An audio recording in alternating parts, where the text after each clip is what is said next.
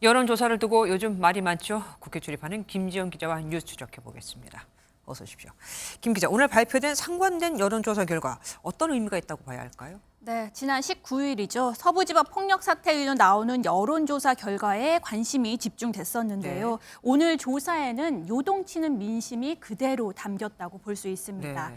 오늘 발표된 두 개의 여론조사 결과가 차이는 있지만 여야 지지층이 결집하기 시작했다는 건 분명해 보입니다.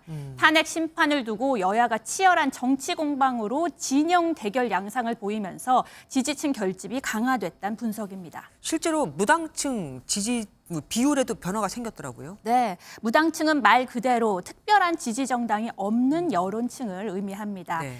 갤럽 여론조사를 보면요. 비상계엄 선포 직후인 12월 1주차에서 무당층이라고 답한 비율은 26%였는데 이번에는 15%로 11%포인트 줄었습니다.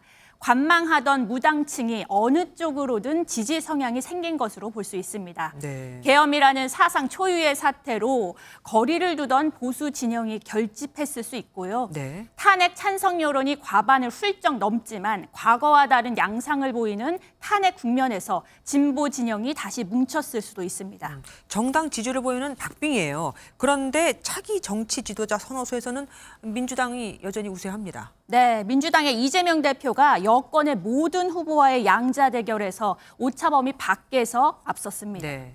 여권 그 누구와 경쟁해도 30%대 중반의 지지율을 기록하며 10%포인트 안팎으로 우세를 보였습니다.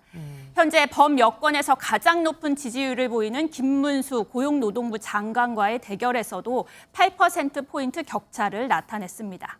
그런데 야권 주자로 또 한 명 꼽히는 사람이 있잖아요. 우원식 국회의장. 우원식 국회의장과 여권 주자 간 양자 대결 결과도 혹시 나왔습니까? 네, 우 의장은 그 비상계엄 선포 당일에 국회 담장을 넘어 국회 계엄 해제 표결을 이끌었죠. 그래서 단숨에 야권의 대선 주자로 떠올랐는데요. 네네. 그런데 우 의장도 이 여권의 모든 주자를 앞섰습니다. 오차범위 내 접전이었지만 모든 주자를 상대로 우위를 보인 점은 주목할 만합니다. 우 의장은 김문수 장관과 오세훈 서울시장, 홍준표 대구시장을 근소한 차이로 앞섰고 한동훈 전 대표와의 양자 대결에서만 오차범위 밖에서 우세했습니다. 당 지지율과 차기 정치 지도자 지지율 왜 이렇게 다른 거죠? 탄핵 찬성이 곧 민주당을 또 탄핵 반대가 곧 국민의힘을 지지하는 건 아니라는 의미입니다. 네. 민주당의 줄탄핵과 입법 독주에 대한 견제가 작용해 양당 지지율은 접전을 보인다는 분석입니다. 그렇다고 계엄을 선포한 대통령에 속한 집권 여당에 책임을 묻지 않을 수도 없죠.